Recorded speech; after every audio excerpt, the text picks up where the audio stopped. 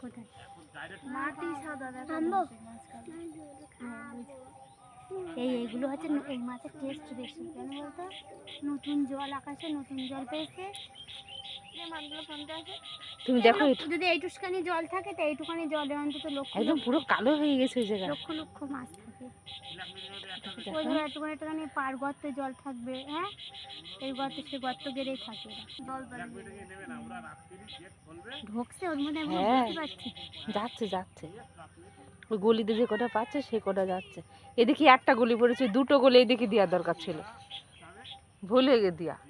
এই একটা গলি দিয়ে যা যেগুলো, হ্যাঁ একটা গলি দিয়ে যা যাচ্ছে, ওই দুটো গলি এদিকে থাকতো তাহলে এবার এত সময় মাছের গাদা হয়ে যেত জায়গাটা।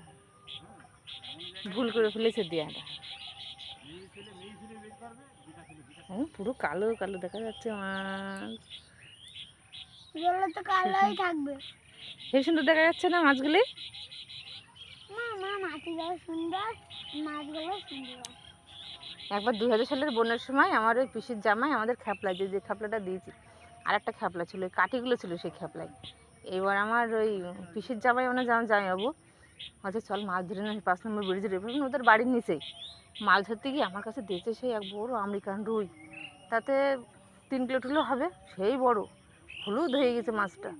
সেই মাছ আমার কাছে দিয়েছে আর ব্যাগের মধ্যে ঝাঁপ মেরে দিয়ে পড়েছে জলের মধ্যে। না আমি সেই সাথে যে মাছের গাড়বার পড়েছে, যা আচ্ছা শিখিয়ে এসে শিখিয়ে মাছ চলে গেলো, মাছ চলে গেলো। এসে তারপর আমরা দুজনে মিলে সেই মাছ আবার ধরি। না আমি ঝাঁপ দিয়ে পড়েছিলাম বলে মাছের গাড় মাছটা পেয়েছিলাম না। বন্যা যখন তুমি কত বড়? আমি তখন ছোট, আমি ওই কতটুকু হবো, হাইট হবে তোমার টুসুর মতন, ওইটুখানি ছোট ছিলাম, অনেক ছোট ছিলাম।